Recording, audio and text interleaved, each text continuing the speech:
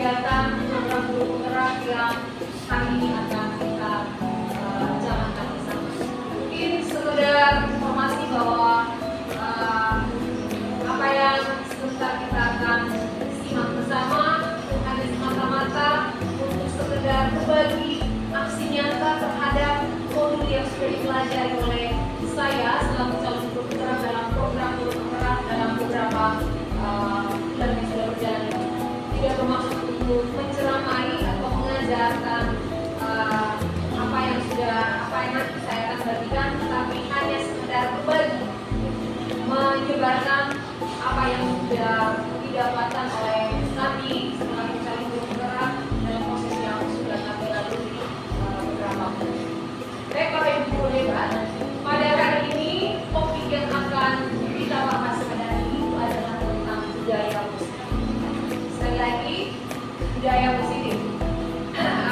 Budaya positif ini merupakan salah satu modul yang sudah dipelajari oleh kami yang termasuk dalam calon guru penggerak, tepatnya itu di modul 1.4. Hari ini saya akan membersamai Bapak Ibu guru dalam aksi nyata modul 1.1 itu salah maksudnya 2.1, tapi itu maksudnya 1.4.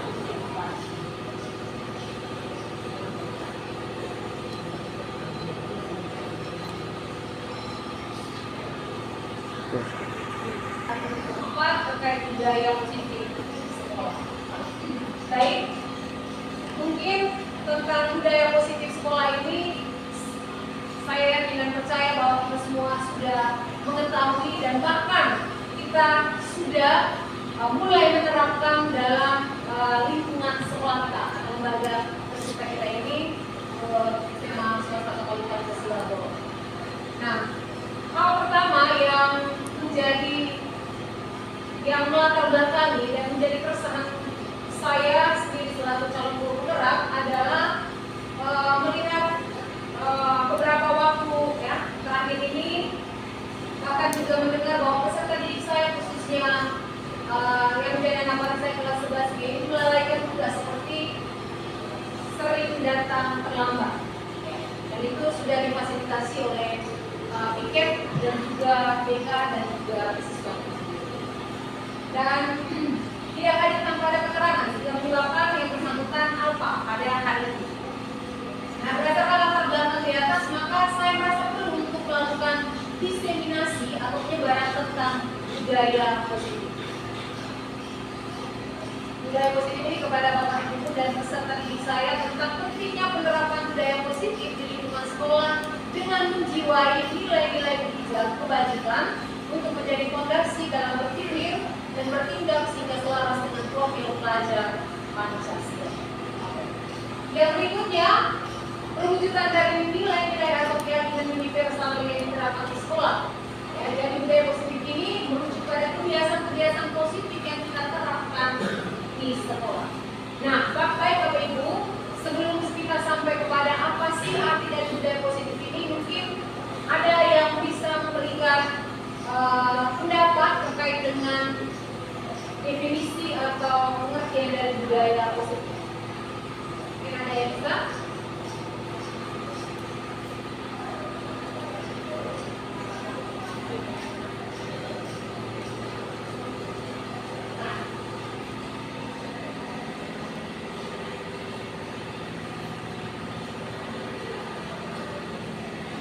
Mungkin ada yang mau berpendapat tentang budaya positif?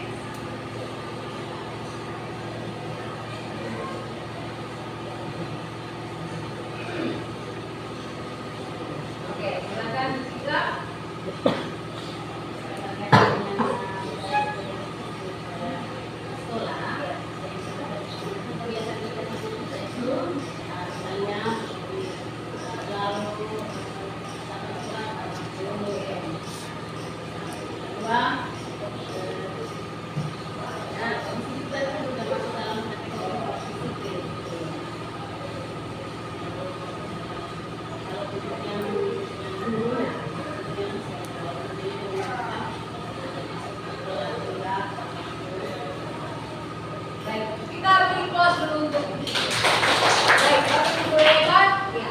Seperti yang tadi sudah sudah kita simak bersama bahwa budaya positif sekolah ini, budaya positif itu dia berkaitan dengan hal-hal yang tentunya positif, ya kan? Ya, salah satu di antaranya yang tadi sudah dijelaskan oleh Ibu Cika tadi itu adalah datang tepat waktu, ya. Kemudian itu bagi peserta didik dan juga saya rasa itu juga berlaku bagi kita sebagai guru. Kemudian mungkin kalau sebagai gurunya itu adalah kita masuk kelas sesuai dengan masuk kelas itu juga tepat waktu, ya. Artinya bahwa ada disiplin waktu yang mau dicapai. Baik Bapak Ibu. Nah ini pertanyaan pemantik yang tadi sudah, mengapa budaya positif itu penting? Seperti yang sudah dipaparkan oleh Ibu Cika bahwa budaya positif itu antara lain yang pertama disiplin waktu, ya. Dan kemudian mengapa penting budaya positif itu? Ya, tentunya kalau tidak penting ya tidak mungkin kita terapkan. Tapi karena penting maka itu perlu diterapkan. Baik, budaya positif itu menjadi dasar, ya, fondasi dalam menciptakan ekosistem sekolah yang mendukung dan memotivasi peserta didik. Dengan demikian dapat berdampak positif tidak hanya terhadap kemampuan pengetahuan semata dan skill, melainkan juga terhadap pembentukan karakter murid itu menuju masa depan gemilang. Itu artinya bahwa budaya positif ini tidak hanya berorientasi pada kemampuan IQ ataupun skill semata, tetapi bagaimana pembentukan karakter juga itu menjadi salah satu tujuan atau muara dari pendidikan nasional itu sendiri.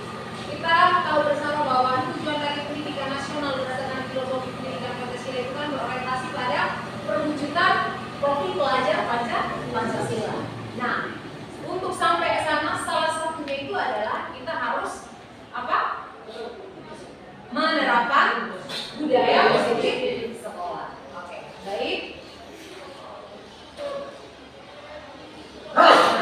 Bapak Ibu sekalian, ada beberapa konsep utama budaya positif sekolah. Mungkin ada yang bisa sebutkan salah satu konsep utama budaya positif sekolah? Pembelajaran berparadigma baru. Kemudian disiplin positif dan nilai-nilai kebajikan universal. Kemudian yang ketiga,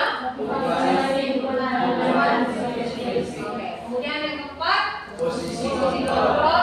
Oke, kelima, segitiga representasi, dan yang keenam, keyakinan kelas. Itu konsep utama. Ada 6 konsep utama yang nanti akan kita pelajari bersama, yang akan saya bagikan berkaitan dengan budaya positif ini. Yang pertama, pembelajaran berparadigma baru. Pembelajaran berparadigma baru merupakan pembelajaran yang berorientasi pada penguatan kompetensi dan pengembangan karakter yang sesuai dengan dimensi profil pelajar Pancasila. Ada yang masih ingat kira-kira ada berapa profil pelajar Pancasila? Ada. Tepuk tangan. Ya, berarti semuanya ini memang guru-guru hebat Pancasila semuanya, ya. Oke, kemudian dari 6 profil pelajar Pancasila, mungkin ada yang masih ingat kira-kira apa saja profil pelajar Pancasila ini? Benar,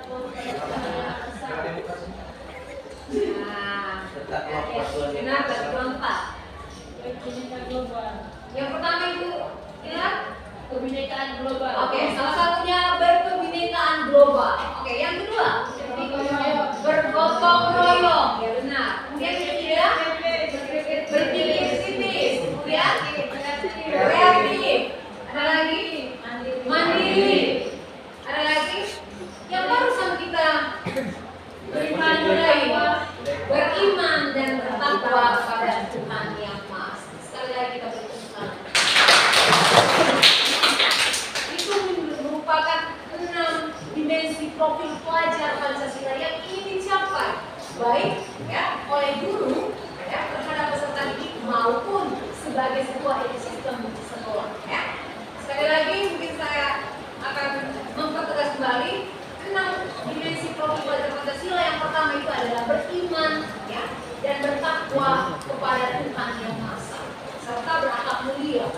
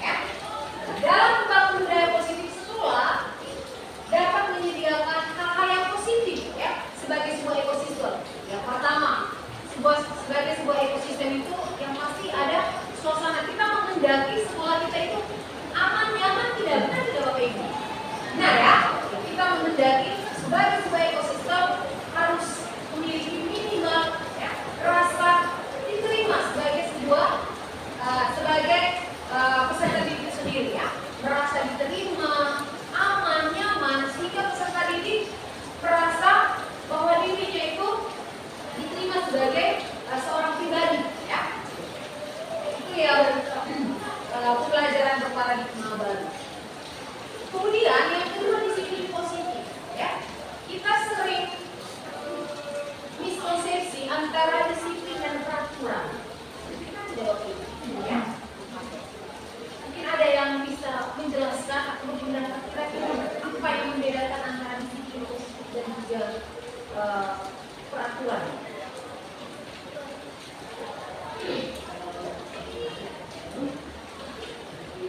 Bukan aturannya, tadi kita punya diri sendiri.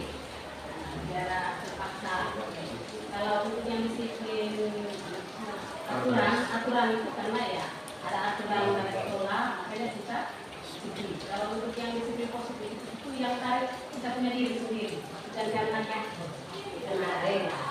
jelas keren, juga aura psikisnya deh dipikirkan sekalian. Benar ya bahwa disiplin positif itu yang diperlukan itu adalah dimulai dengan kesadaran diri, ya. Ada regulasi dalam dirinya, ya. Bukan karena takut kepala sekolah, itu dalam hal sebagai kita sebagai guru ataupun juga siswa, ya. Misalnya siswa mungkin tidak memiliki kesadaran diri, bukan karena takut dipukul, ya, ataupun takut diberikan hukuman atau sanksi, tetapi dia punya kesadaran bahwa sebagai peserta didik ya memang dia harus datang tepat waktu. Begitupun juga kita sebagai guru, ya. Baik. Di sini ada disiplin dan juga disiplin positif, sama dengan yang tadi sudah saya sampaikan bahwa kalau disiplin itu dimaknai sebagai sesuatu yang dilakukan seseorang terhadap orang lain untuk mendapatkan kepatuhan. Tadi seperti yang Ibu Zika sampaikan, memiliki kecenderungan tidak nyaman, artinya bahwa kita melaksanakan tetapi ada rasa tidak nyaman, gitu ya, karena mungkin terpaksa, ya, gitu.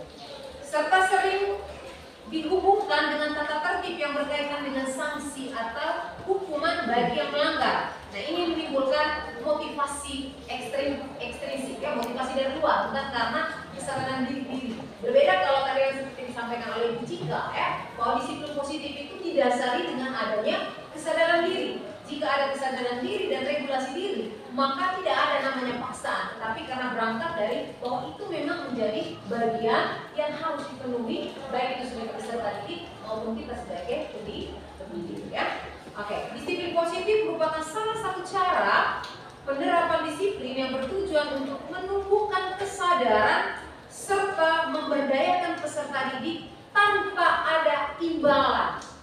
Imbalan ini baik berupa penghargaan ataupun reward. Misalnya, ya, guru yang datang tepat waktu sebelum jam 7, maka dia akan diberikan penghargaan, misalnya jabatan, promosi jabatan, ataupun juga diberikan misalnya mungkin tip, ya. Itu yang tidak diperbolehkan, ya. Tetapi kalau misalnya guru itu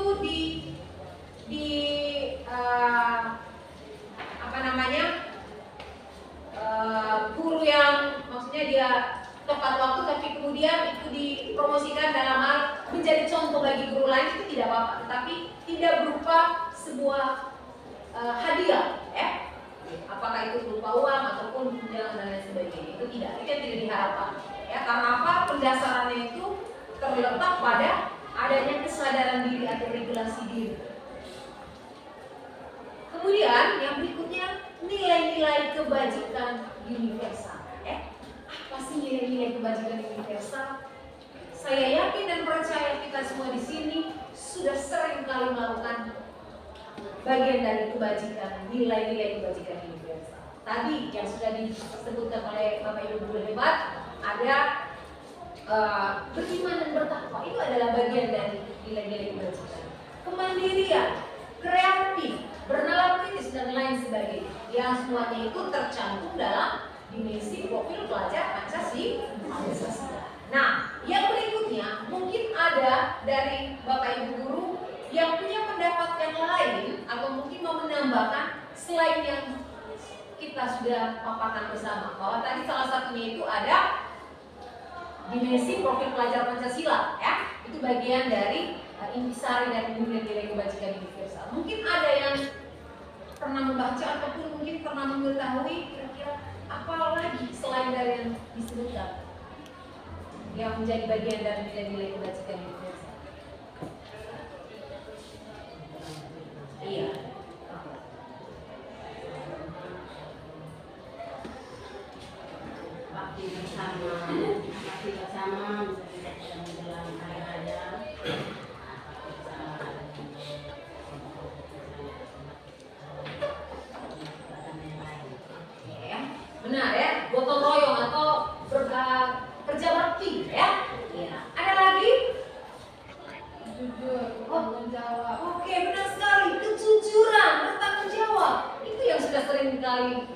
Bapak Ibu buat ya. Kejujuran, rasa tanggung jawab dalam menjalankan tugas itu menjadi bagian dari nilai-nilai kebajikan universal yang dimiliki oleh kita sebagai guru. Ada yang lain mungkin?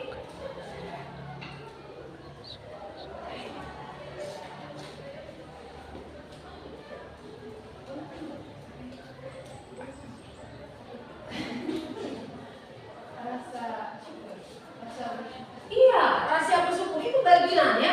Bersyukur karena kita masih diberikan nafas kehidupan. Bukan tidak? Itu kan nilai-nilai kebajikan positif yang tanpa disadari itu sudah kita hayati, ya. Oke, ya.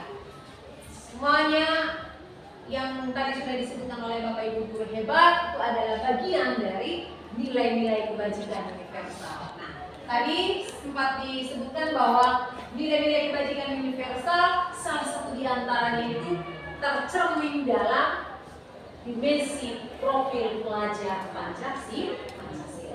Baik, itu berkaitan dengan nilai-nilai kebajikan. Kemudian yang berikutnya, ya, konsep berikutnya itu adalah kebutuhan dasar manusia. Ya. Kebutuhan dasar manusia. Ya.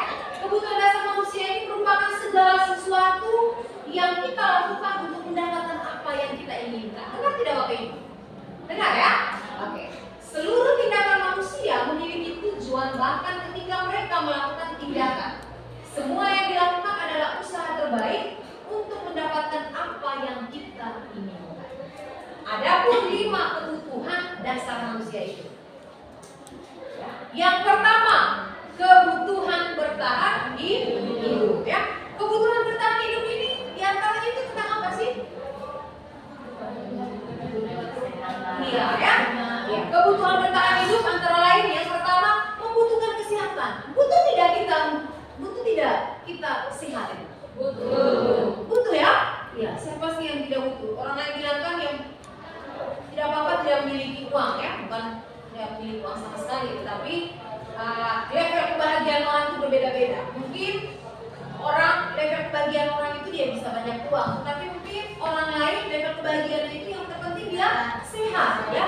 Dan itu menjadi kebutuhan dasar manusia itu, membutuhkan kesehatan. Selain itu membutuhkan rumah. Membutuhkan rumah untuk apa? Untuk ditinggal atau ditempati ya. Kemudian makanan ya. Itu tidak makanan Bapak Ibu. Butuh ya. Oke. Kemudian membutuhkan pakaian ya.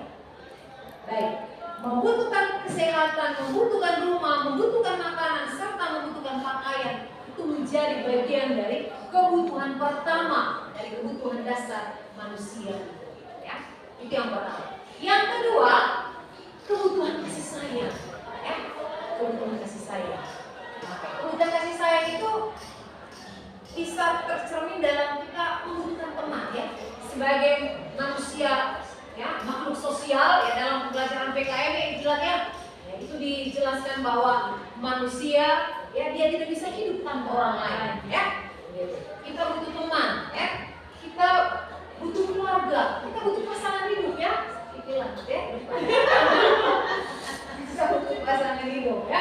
Itu juga dengan siswa-siswi kita ya. Kemudian ya termasuk saya dan juga kita butuh rekan kerja ya. Nah, untuk apa sih? Ya untuk bisa ya saling membantu ya untuk kelangsungan kita ke depan. Konsep manusia itu sendiri ya kita mengacu pada di PKM bahwa sebagai makhluk sosial manusia itu tidak bisa hidup ya seorang diri ya. Dia perlu orang lain untuk bisa membantu memenuhi kebutuhan hidupnya. Kan tidak seperti itu, benar ya? Oke, baik. Yang ketiga, kebutuhan penguasaan. Ya. Kebutuhan penguasaan ini dalam hal kita ingin dihargai, ya. Kita ingin menganggap berharga, diakui, ya, kompeten. Apakah itu salah? Apakah itu tidak? Ya, tergantung seberapa, ya. Positif tidak yang kita ingin capai ya. Kemudian yang berikutnya kebutuhan kebebasan ya. Kita bebas memilih pilihan sendiri, memilih pasangan hidup sendiri itu bagian dari kebutuhan kebebasan ya. Misalnya mencoba hal-hal baru ya. Nah ini yang ada di dalam yang bisa kita lihat, yang bisa kita jumpai di peserta didik kita ya. kebebasan. Ya. Ketika kita sedang mengajar, ada sebagian dari siswa-siswi kita yang berada di pinggir ya jendela itu lihat keluar ya. Ada mungkin teman-teman yang sedang ya olahraga ya. Olahraga mereka ingin ada bersama itu, padahal mereka sedang membersamai Bapak Ibu guru sedang membersamai mereka di kelas ya. Mereka ingin bebas ya, naluri kebebasan itu lebih tinggi. Mereka ingin mencoba hal-hal baru ya. Mencoba hal-hal baru. Kemudian bermain dengan teman, berlari dan sebagainya. Dan itu nyata, kondisi nyata dan real yang kita jumpai di lingkungan pendidikan kita. Kemudian kebutuhan kesenangan ya. Suka bermain, mengoleksi barang, suka bergurau atau melucu ya. Itu adalah bagian dari kebutuhan kesenangan. Nah, inilah 6 kebutuhan hidup yang penting dan menjadi dasar dari kebutuhan hidup ya sebagai manusia, baik itu pendidik maupun peserta didik. Bisa ya Bapak Ibu ya? Kemudian yang ya atau teori motivasi, 3 motivasi perilaku manusia ya. Oke, nah dalam motivasi perilaku manusia itu sendiri ya, yang pertama ya, untuk menghindari ketidaknyamanan atau hukuman ya. Kemudian yang kedua untuk mendapatkan imbalan atau penghargaan dari orang lain, itu menjadi pengaruh ekstrinsik ya dari luar ya. Sedangkan kalau kesadaran diri tadi itu kan itu intrinsik ya dari dalam.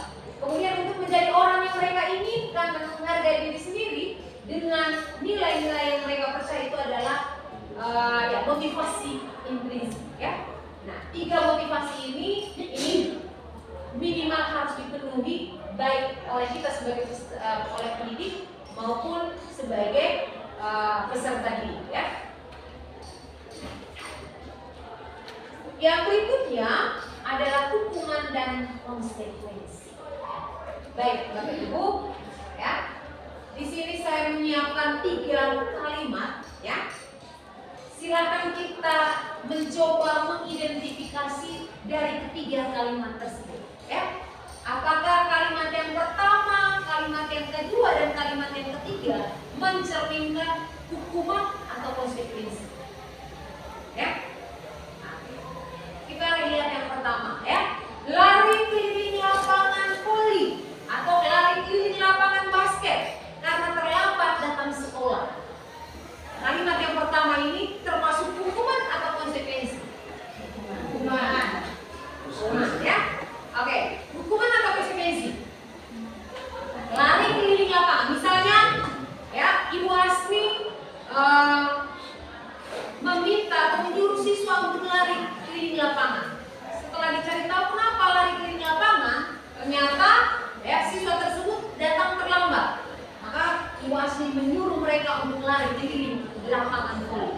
Ya, kira-kira ilustrasi ini menggambarkan ya, menggambarkan hukuman atau konsekuensi? Hukuman ya? Konsekuensi.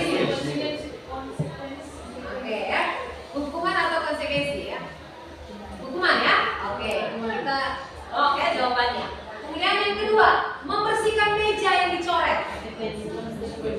Konsekuensi ya? Oke, kita lock ya. Oke, kemudian yang ketiga, berdiri di depan kelas sambil mengangkat kaki ya? Hukuman. Oke, hukuman ya. Oke, berarti hukuman, konsekuensi, hukuman. Pas ya Bapak Ibu ya? Pas ya? Jangan dirubah ya? Benar ya? Benar. Oke, ya. Kita lihat bersama. Lari keliling lapangan voli karena terlambat datang ke sekolah termasuk dalam hukuman. Apa pendasarannya? Pendasarannya karena di situ tidak ada nilai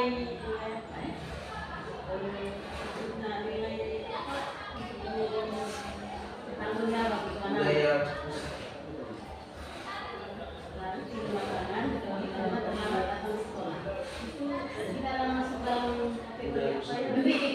Oke, benar ya. Nilai mendidiknya, mengayomi, membimbing dan mendampingi tidak ada ya. Begitu. Kita guru kecenderungan sebenarnya kan ada hal yang mungkin bisa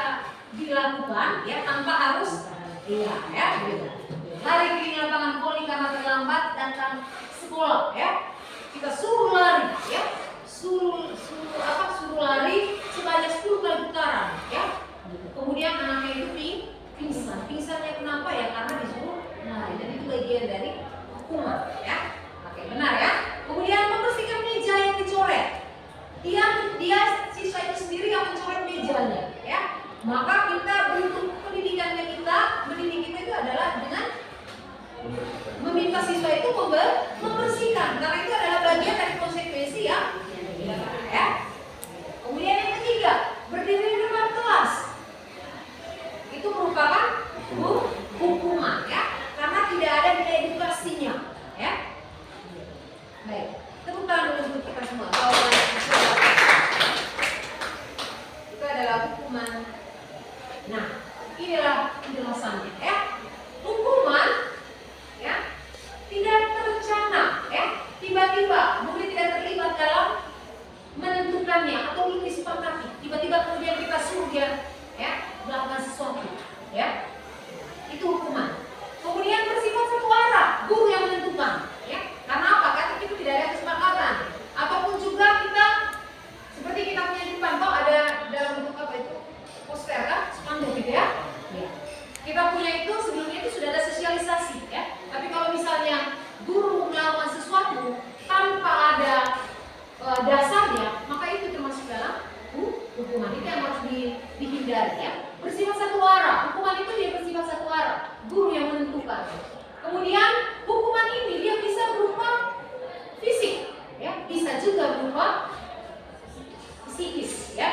Kalau berupa fisik misalnya dicubit, ditampar, dipukul, ditendang dan sebagainya. Dan itu tidak ada di sekolah kita ya.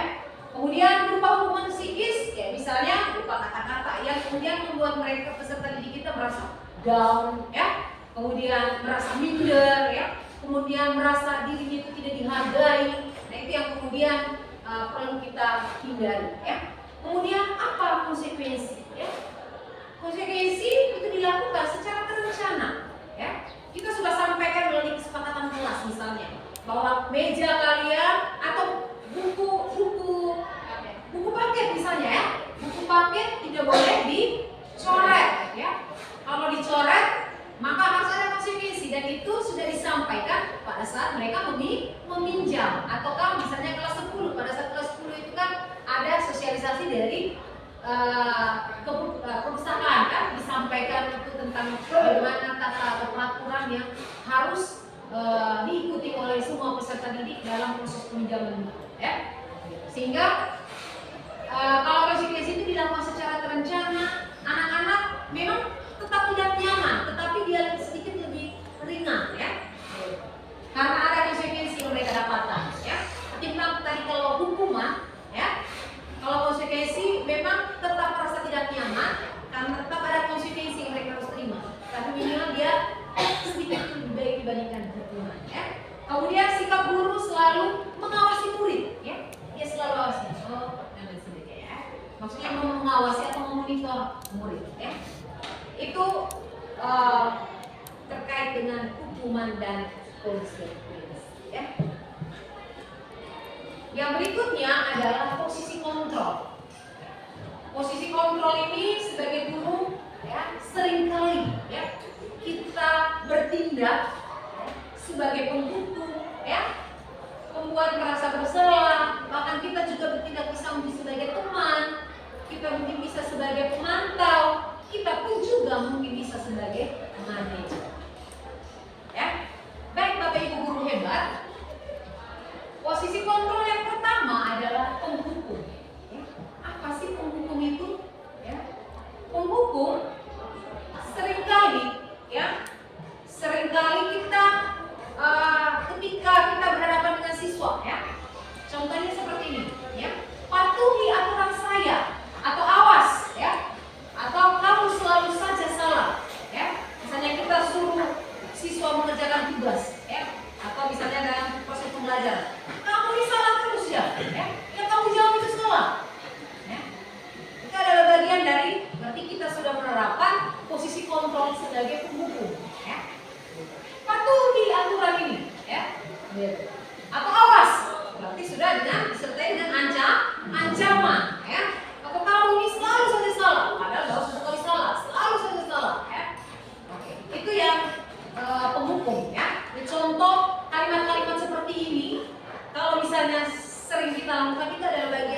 bahwa kita sedang memposisikan kita sebagai pembunuh.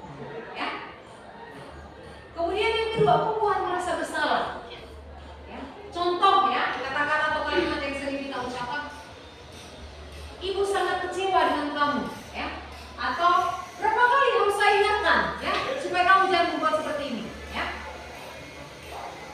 Nah, si korban itu merasa dia sebagai merasa, ya, peserta didik merasa dia sebagai korban, ya.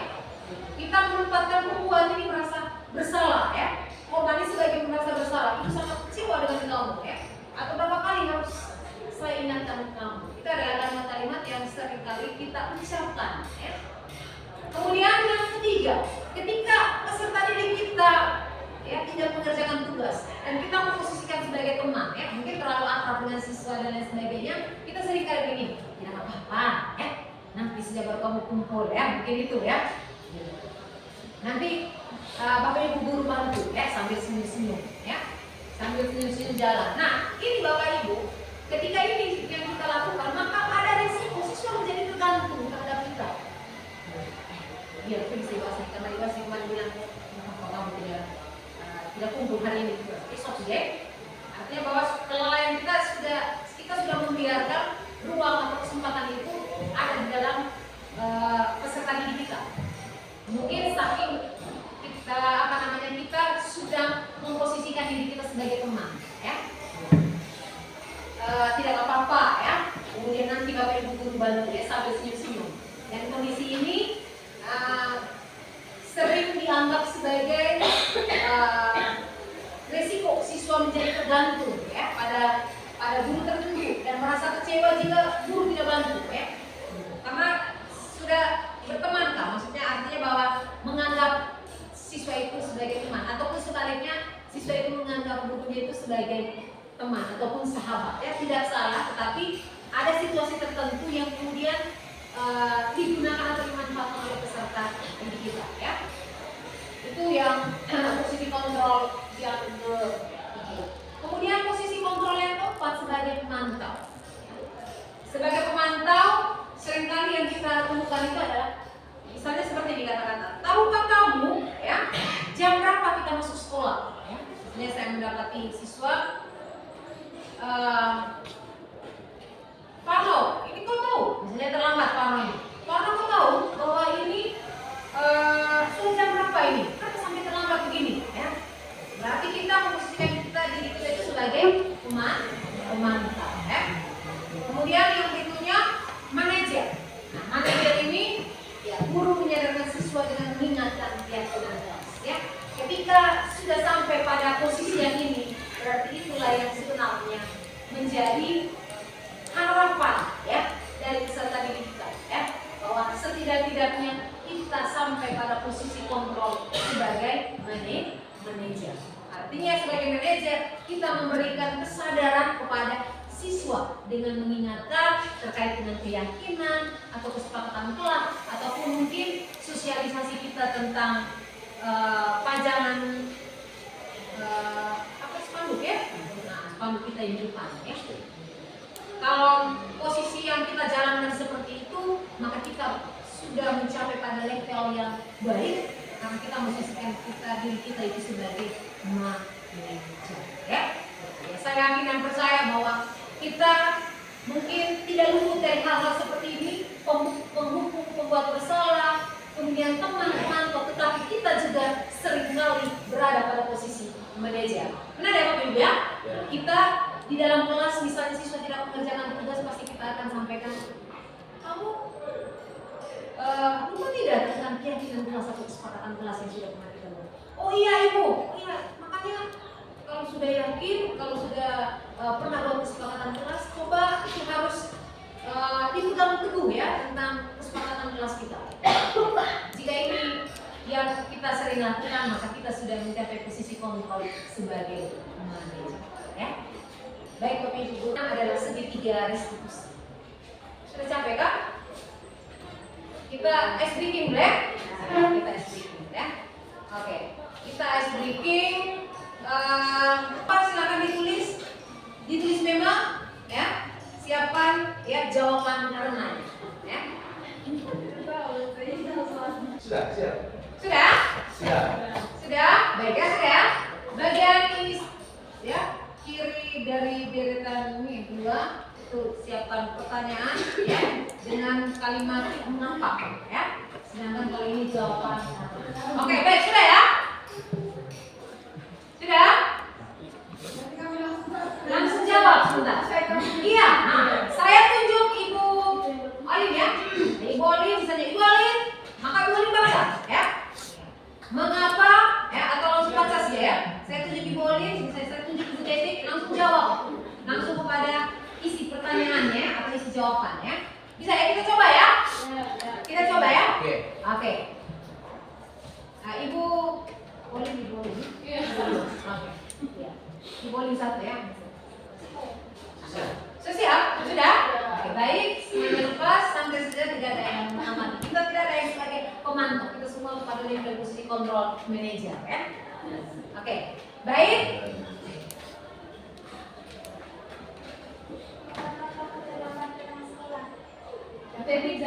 Oke. Masih ya? Masih connect ya? Mengapa? Ya, karena berarti apa namanya kesadaran diri dia terhadap situasi yang ini ya. Gitu. Oke, berarti itu baku ya. Gitu. Oke, kita coba temukan hal-hal lainnya. Oke. Suara besar? Mengapa kita belajar? Mengapa? Kita harus belajar. Kemario? Karena lapar. Oke, dua ya. Ibu Oli? Kenapa kita menggunakan sendal hari ini? Ibu Cika? Dan masa sakit kak.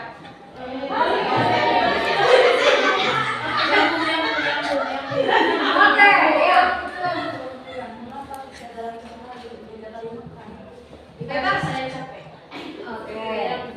Pak Ino? Kenapa kita hadir di sini pagi ini? Dibilang? Karena Mario kepala otak. Oke. Ya. Siapa lagi yang berapa? Ini? Sudah ya?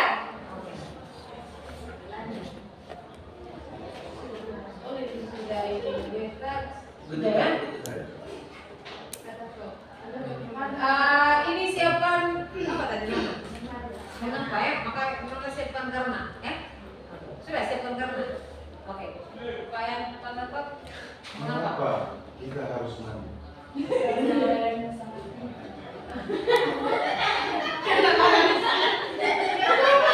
Iya.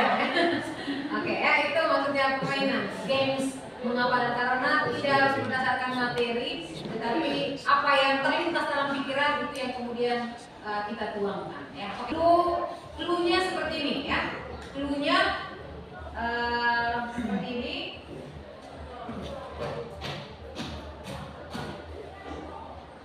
Simak clue-nya dengan baik ya. Ulangi pertanyaan ya. Oke. Andi membeli 5 ekor ikan ya dan membeli 5 ekor bawang. Bukan 5 ekor bawang. 5 ekor ikan dan 1 kilo bawang ya. Pertanyaannya, berapa ya harga 1 kilo bawang? 35.000.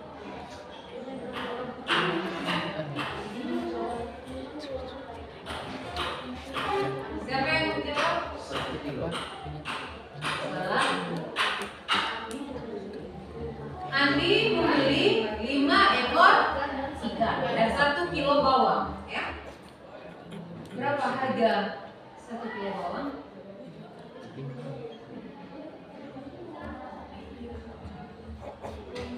Ada yang bisa? Ibu Eta? Ada yang bisa jawab?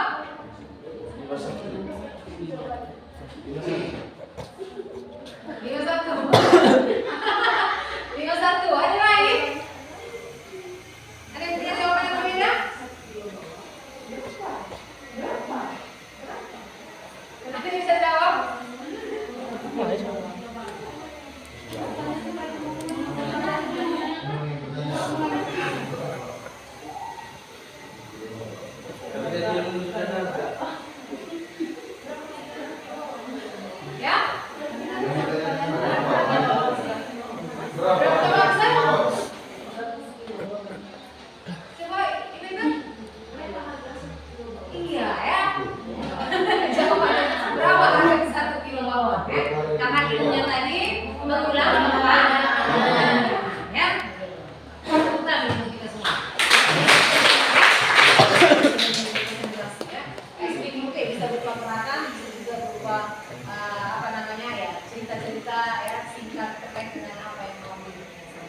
baik Bapak Ibu Guru, kita masuk ke materi yang berikutnya itu tentang segitiga restitusi. Ya, segitiga restitusi ini itu dia berbentuk piramid, ya.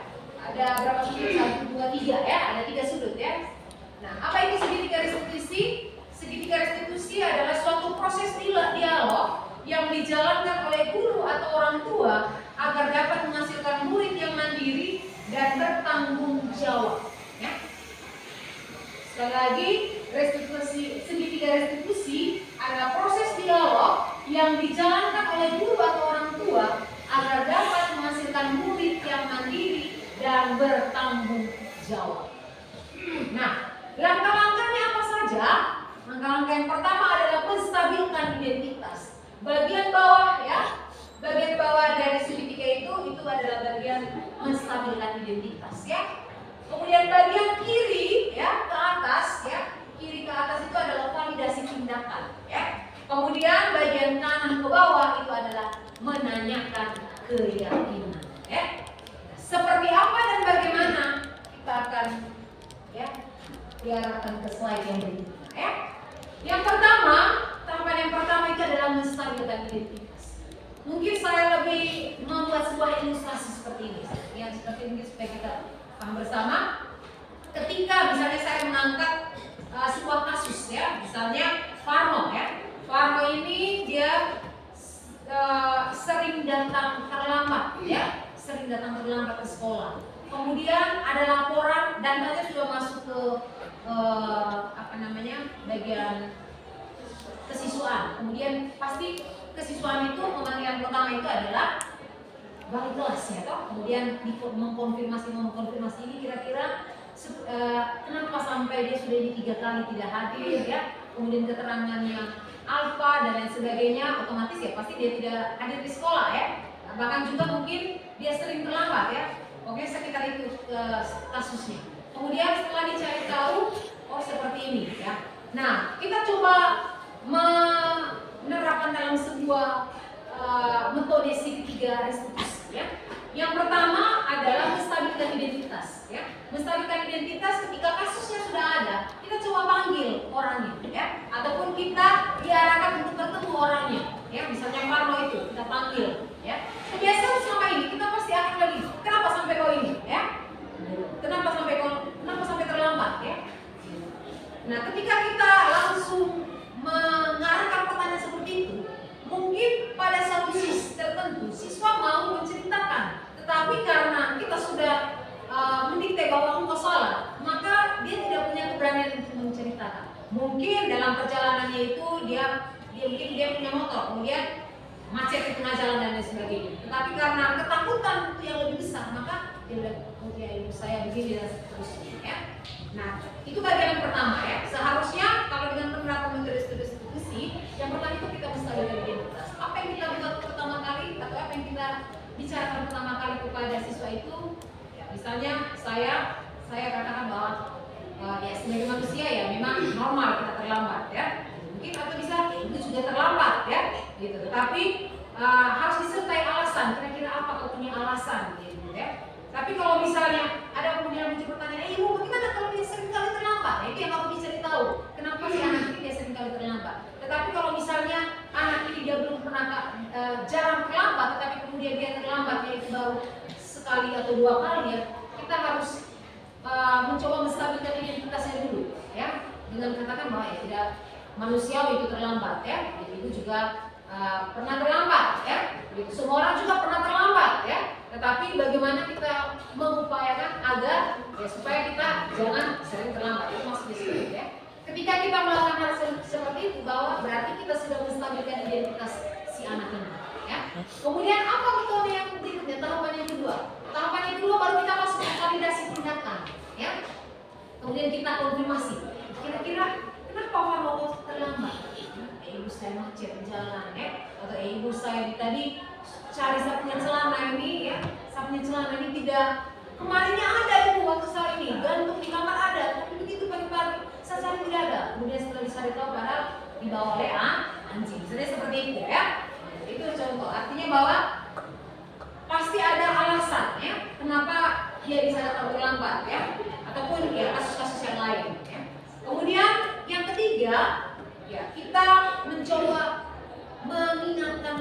tentang keyakinan kelas. Nah, Parno, pernah buat tidak? Atau pernah ada tidak dalam proses penyusunan kesepakatan kelas? Itu saya tidak pernah. Oh, ya mungkin pantas atau tidak pernah.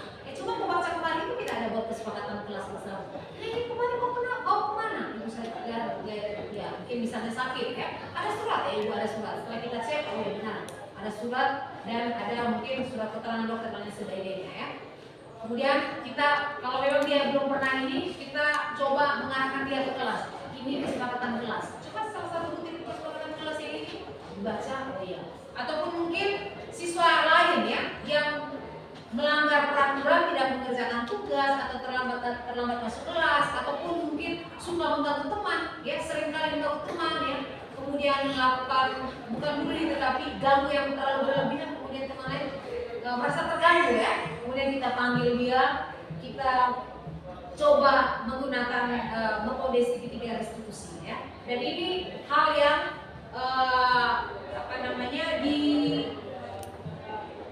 ditawarkan ya, ditawarkan untuk setidaknya menggunakan metode ini dalam mengidentifikasi setiap persoalan yang dihadapi oleh anak. Yang pertama, menstabilkan identitas, validasi tindakan, keyakinan kelas ya. Di keyakinan kelas itu kita mengingatkan kembali atau menegaskan kembali, meminta siswa menyebutkan. Kira-kira coba kau sebutkan atau kepada siapapun ya teman, mungkin kepada siapa, misalnya Dian. Coba Dian, coba sebutkan kembali kira-kira atau mungkin sebelumnya gini. Pernah buat kesepakatan kelas? Pernah ibu. Coba salah satu kesepakatan kelas pertama itu menghargai teman. Berarti kan itu tidak mengganggu teman kan? Menghargai teman itu mengganggu teman. Berarti dia saya tidak itu dia sudah oke baik. Itu bagaimana? Dia rencana teman mau kemudian meminta maaf. Ya, berarti kita sudah memberikan kesadaran terhadap si Dian ini bahwa apa yang membuat bersalah. Tetapi ingat, kita sebagai guru tidak boleh memberikan solusi, tidak boleh ya. Kita mendorong siswa untuk menemukan solusinya sendiri. Kita tidak boleh menghadirkan solusi. Kenapa seperti itu? Jika ini yang kita lakukan, maka kita melakukan pembiaran ya terhadap anak ini untuk dia melakukan kembali. Artinya dia tidak punya belum sepenuhnya dia ada kesadaran terhadap apa yang dia lakukan. Tapi kalau misalnya kita mengarahkan ataupun dia sudah menemukan solusi, kemudian kita sifat yang ingin menambahkan, itu boleh. Tapi kita memberikan solusi, menawarkan solusi, itu tidak boleh. Ya, itu yang ketiga. Oke. Itu tentang segitiga restitusi. Yang terakhir adalah keyakinan kelas atau kesepakatan kelas. Ya, baik Bapak Ibu guru, tentang keyakinan dan kesepakatan kelas ini seringkali sudah kita lakukan bersama ya, peserta didik kita ya, dalam proses pembelajaran kita ya. Di awal misalnya, mungkin di awal pembelajaran itu, di awal pembelajaran kita sudah membuat kesepakatan kelas ya. Oke baik, ini slogan kesepakatan kelas. Oke. Nah, apa itu keyakinan kelas? Ya, keyakinan kelas mungkin sering kita sebut itu kesepakatan kelas ya. Kesepakatan kelas atau keyakinan kelas adalah kesepakatan yang dibuat bersama ya. Dibuat bersama. Beda kesepakatan dengan peraturan ya. Kalau tadi peraturan itu dibuat oleh siapa? Bisa dibuat oleh guru kan? Ya. Kemudian subjek atau objeknya itu pasti murid ya. Ya, benar tidak begitu Bapak Ibu? Benar ya? Kalau peraturan itu berarti guru yang membuat, kemudian secara otomatis siswa harus mengikuti peraturan tersebut. Ya, berbeda kalau kesepakatan. Kesepakatan itu siswa dan guru yang membuat, kemudian diyakinkan oleh satu komunitas kelas ya, pada kelas. Bagaimana? Kesepakatan bersama sampai sekian. Disepakati bersama dan diyakini bersama. Iya Ibu, baik. Ini menjadi kesepakatan yang dilakukan. Dan jika ini diabaikan, maka harus ada konsekuensi.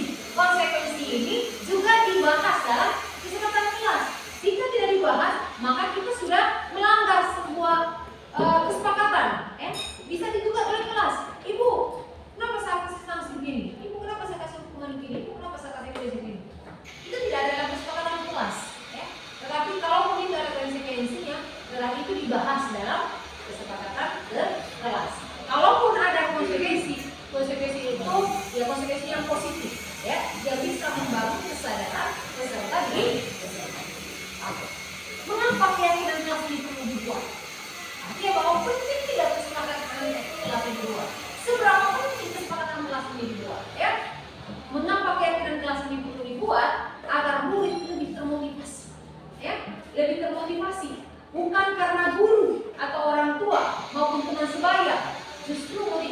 berasal dari dalam diri sendiri, ya. Diri sendiri yang dibekali dengan kesadaran diri atau regulasi diri, ya. Sekali lagi, keyakinan kelas ini perlu dibuat agar murid nanti termotivasi. Ya, termotivasi bukan karena disuruh, bukan karena diberi perintah, tetapi ya justru karena ada motivasi yang bersifat intrinsik yang berasal dari dalam diri sendiri dengan dibekali kesadaran diri dan juga regulasi diri. Nah, pembentuk keyakinan kelas ini antara lain penggunaan kalimat positif, ya, kalimat yang sederhana dan mudah dipahami, sesuai dengan kondisi kelas, hasil dari masukan atau pendapat dari semua warga kelas, dan lebih detail jika dibandingkan dengan peraturan kelas yang sering dibuat sepihak oleh guru. Inilah langkah-langkah dalam proses membuat keyakinan kelas. Dan satu Bapak Ibu guru yang perlu kita ketahui bersama bahwa dalam proses merumuskan keyakinan kelas itu harus dimulai dengan kalimat yang positif. Ya, bisa ya? Misalnya, kalau kalimat negatif itu antara lain apa? Didahului dengan kata jangan, tidak boleh, ya kan? Seperti itu toh. Tapi kalau kalimat positif, misalnya kalimat negatif, jangan buang sampah di sembarang tempat. Kalimat negatif tidak ini? Negatif kan? Karena diawali dengan kata jangan atau tidak. Tapi kalau kalimat positif yang memotivasi apa? Iya, atau adik-adik mengarahkan buanglah sampah pada tempatnya. Berarti apa? Kalimat positif yang mendorong atau motivasi peserta didik untuk sudah boleh buang sampah sembarangan. Sudah ada kesadaran diri, ya. Itu ya, kalimat positif, ya. Kemudian yang sederhana tidak perlu diurai. Karena semakin banyak kesepakatan kelas, tapi belum tentu semua disepakati. Sehingga reduksi kalimatnya itu mudah dipahami oleh kita sebagai pendidik maupun sasaran itu sebagai peserta didik, ya. Oke. Kemudian adalah yang ketiga sesuai dengan kondisi kelas, ya. Karena kesepakatan kelas, ya, maka sesuai dengan kondisi kelas. Tidak perlu kita cari, ya, kelas yang lain, ya. Karena kita sebagai wali kelas, ya, maka kita sesuai dengan kondisi kelas. Ataupun juga mungkin guru mapel dia membuat kesepakatan kelas dengan kesepakatan antara guru mapel, ya, dengan kelas yang nanti akan ini. Misalnya kontrak pelajar itu bisa, ya. Artinya bahwa sesuai dengan kondisi kelas itu sendiri. Kemudian pembentuk keyakinan kelas yang berikutnya itu ya tentunya hasil dari masukan atau pendapat. Kita tidak, misalnya saya sebagai guru saya tidak menyediakan, tidak, ya. Tetapi saya meminta masukan, silakan. Misalnya dengan bagi sticky note, kemudian ditulis, ditempelkan. Kemudian kalau misalnya banyak yang sama, kemudian kita satukan yang sama, ya. Kemudian kita pilih dan kita pilih. Kemudian kita baca keseluruhan kira-kira dari mungkin tadi ada 20 atau 30, kemudian dirangkumnya menjadi 8. Kemudian kita katakan itu sebagai keyakinan kelas, ya. Oke, kemudian yang berikutnya lebih detail bila dibandingkan dengan peraturan kelas atau yang lebih sering dibuat sepihak oleh guru, ya. Keyakinan kelas ini jadi lebih detail bila dibandingkan dengan peraturan, ya, peraturan kelas, ya, karena peraturan kelas ini reduksi kalimatnya itu sifatnya memerintah. Kalau tidak jalan maka ada hukum yang tidak bisa, ya. Bisa ya Bapak Ibu, ya. Tiap anggota kelas perlu belajar, ya. Berarti itu kalimat positif tidak ini? Ya, positif ya? Iya toh? Tidak ada kalimat negatif di sini toh, kata negatifnya. Setiap anggota kelas perlu belajar, ya. Kalau belum belajar maka tidak boleh diribut, kan? Oke, kemudian yang berikutnya setiap anggota kelas perlu saling menghargai, kan tidak? Berarti tidak ada yang namanya misalnya apa bangun teman dan sebagainya, tidak ada, ya. Karena itu sudah disepakati. Kemudian setiap anggota kelas perlu senang, perlu juga senang, ya. Kemudian setiap anggota kelas perlu merasa aman. Ketika sudah dihargai, merasa aman itu adalah bagian yang diinginkan dan diharapkan bersama. Kemudian setiap anggota kelas perlu melakukan tugas. Perlu melakukan tugas di sini maksudnya dia menyadari bahwa setiap tugas yang dikerjakan, setiap tugas yang diberikan harus dikerjakan. Jika demikian, maka dia sudah punya rasa kesadaran diri atau sudah ada motivasi intrinsik dalam dirinya terkait dengan kesadaran diri. Dia sebagai peserta didik yang mandiri dan bertanggung jawab.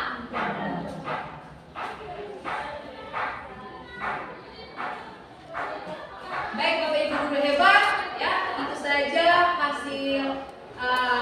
berbagi ya aksi nyata ya terkait modul 1.4 sebagai calon guru penggerak angkatan 11 Kabupaten Nanggarai Timur dengan sekolah SMA Swasta Katolik Pancasila Boro.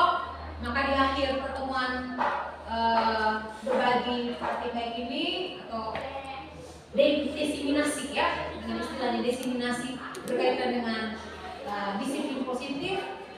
Sebelum kita mengakhiri, ya, tidak ada pertanyaan? Bisa diterima semua ya Bapak Ibu ya? Oke, baik. Di akhir pertemuan ini saya minta kesediaan dari salah satu guru untuk memberikan umpan balik ya terkait serangkaian kegiatan yang sudah kita jalankan bersama kurang lebih 1 jam ya terkait dengan disiplin tersebut. Pada kesempatan berikutnya saya minta Ibu Cika untuk berdiri untuk memberikan kira-kira apa pesan ya terhadap kegiatan kita ya bersama saya ya berkaitan dengan diseminasi budaya. Pada Ibu Cika saya persilakan.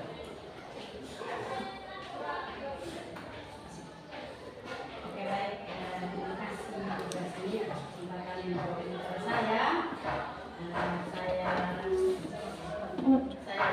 Saya selaku sebagai guru, pesan dari saya merasa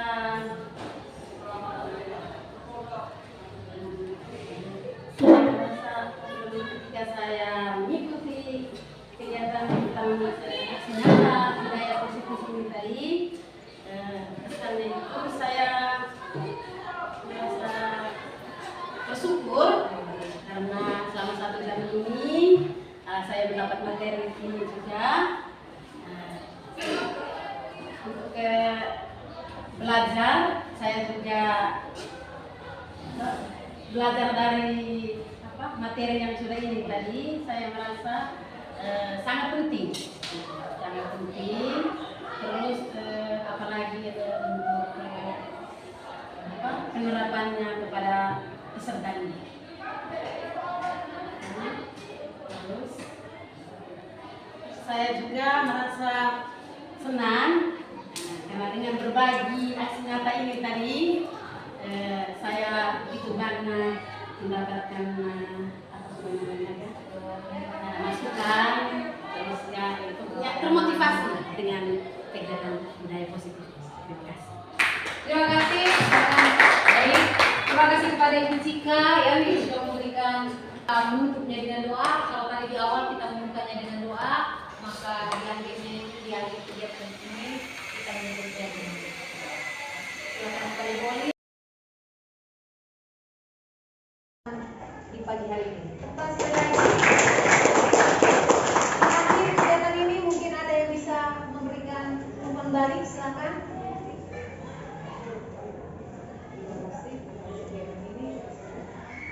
Silakan.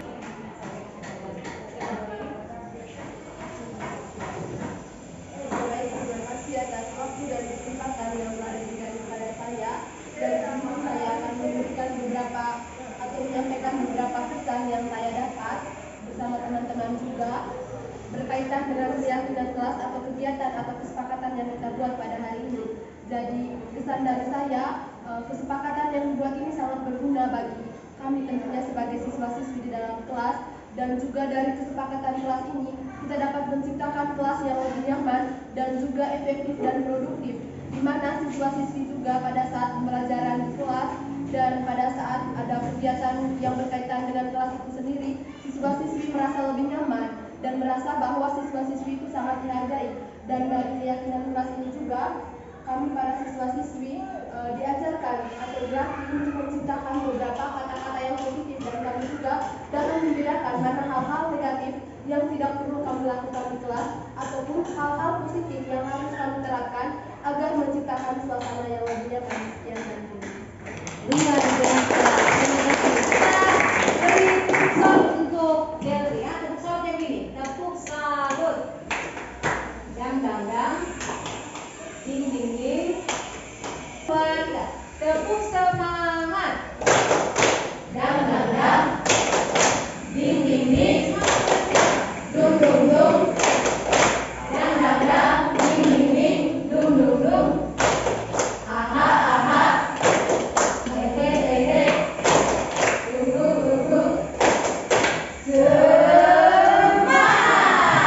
Ya, oke. Kemudian terima kasih kepada Devi yang sudah memberikan pesannya terhadap kegiatan kita hari ini. Harapan dari Ibu semoga apa yang sudah kita dapat ya, materi ataupun aksi nyata yang sudah kalian tunjukkan ini dalam bentuk sebuah keyakinan kelas itu senantiasa menjadi sebuah kesepakatan yang setidaknya itu mencerminkan apa yang menjadi harapan kalian bersama ya. Harapan ini tidak berasal dari luar ya, tetapi menjadi harapan yang didasari atas motivasi kesadaran dan regulasi diri yang tinggi untuk ya mendapatkan sesuatu yang lebih baik sebagai kalian sebagai peserta ini maupun ibu selaku